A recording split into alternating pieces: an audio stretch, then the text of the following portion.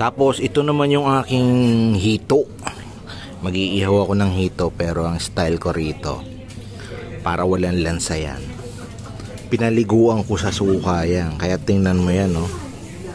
O yan, oh. Hito po, hito. Walang lansa yan, malinis yan. Tapos ito yung style ng aking pagpapalaman dyan sa loob. Lemongrass, luya, asin.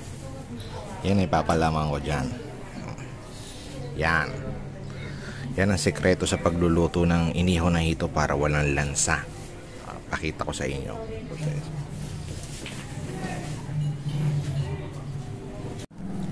So ito siya. Kailangan asinan mo siya. O yan, yung loob. Ayan, asin. Yan. Tapos papalaman mo to sa loob. Yan. Siyempre inalis ko dyan yung ano, yung apdo. Ang itinira ko lang dyan yung atay. Ayan, o, ayan yung atay, o. Atay. O, ayan.